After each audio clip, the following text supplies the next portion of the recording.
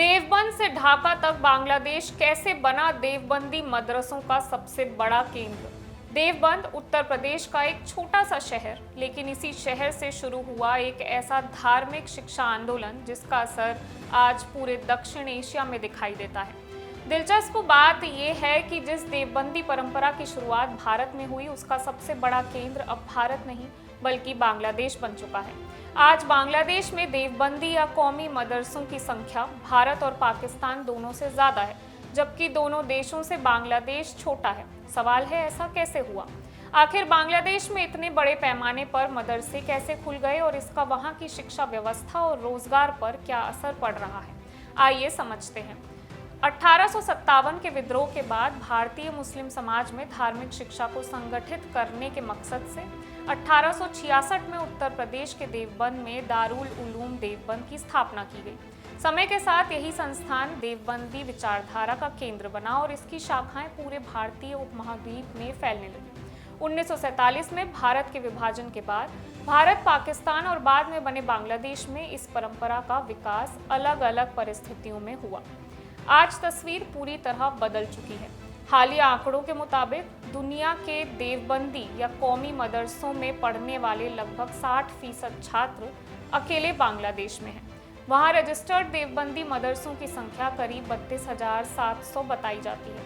अगर अन्य कौमी शिक्षा बोर्डों के संस्थानों को भी जोड़ दिया जाए तो ये संख्या 40,000 से ज्यादा पहुंच जाती है। इन संस्थानों में लगभग 70 लाख छात्र शिक्षा ले रहे हैं। इसके मुकाबले भारत में ऐसे संस्थानों की संख्या लगभग 21,000 और पाकिस्तान में करीब 27,000 बताई जाती है। अब असल सवाल कि आखिर बांग्लादेश में इतनी तेजी से मदरसे कैसे बढ़े?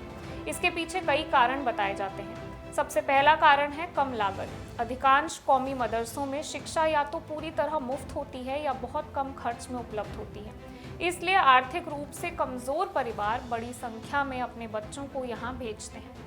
दूसरा कारण है धार्मिक शिक्षा की मांग। बहुत से परिवार मानते हैं कि आधुनिक स्कूलों में धार्मिक अध्ययन सीमित है, इसलिए वो बच्चों को मदरसों में भेजना पसंद करते हैं। तीसरी वजह प्रशासनिक व्यवस्था है। लंबे समय तक बांग्लादेश के कई कौमी मदरसे सरकारी नियंत्रण और पंजीकरण व्यवस्था से बाहर रहे। इससे नए संस्थान खोलना आसान होता है। इसके अलावा 2018 में बांग्लादेश सरकार ने कौमी शिक्षा के सर्वोच्च स्तर दौरा-ए-हदीस को मास्टर डिग्री के बराबर मान्यता दी, जिससे इन संस्थानों की सामाजिक स्वीकार्यता और बढ़ गई। भारत और पाकिस्तान में भी देवबंदी मदरसों की बड़ी संख्या है, लेकिन स्थिति बांग्लादेश से काफी अलग है। इन दोनों देशों में मदरसे चलाने वाले संगठन ज्यादा व्यवस्थित तरीके से काम करते हैं। वो सरकार के बनाए नियमों का पालन करते हैं, उनका रजिस्ट्रेशन होता है और वो सरकारी शिक्षा व्यवस्था के साथ तालमेल बैठाकर चलते हैं। इसी वजह से भारत पाकिस्तान में इन मदरसों का फैलाव उतनी तेजी से नहीं हुआ जितनी रफ्तार से बांग्लादेश में हुआ है। वहां नियमों की कमी या ढील के कारण ये संस्थान बहुत तेजी से बढ़े। बांग्लादेश के अंदर ही मदरसों को लेकर दो अलग अलग राय मौजूद हैं।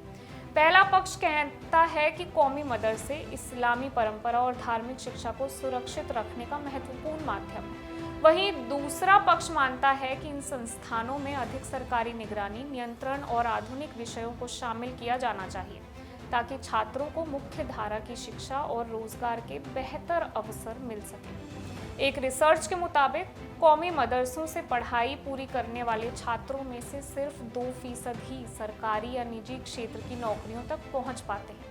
वहीं लगभग आधे छात्र मस्जिदों, मदरसों और अन्य धार्मिक संस्थानों में इमाम, शिक्षक, खतीब या मुअज्जिन के रूप में काम करते हैं। बाकी लोग छोटे कारोबार या अन्य अनौपचारिक रोजगार की ओर जाते हैं। यानी धार्मिक शिक्षा तो मिलती है, लेकिन आधुनिक रोजगार बाजार में प्रतिस्पर्धा करना कई छात्रों के लिए चुनौती बना रहता है।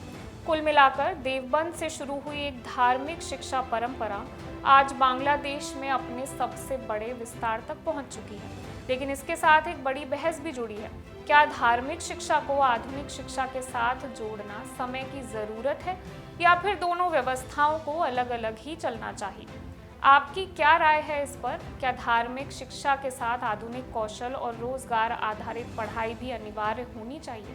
मैं वंशिका सक्सेना और आप देख रहे हैं इंडिया न्यूज़।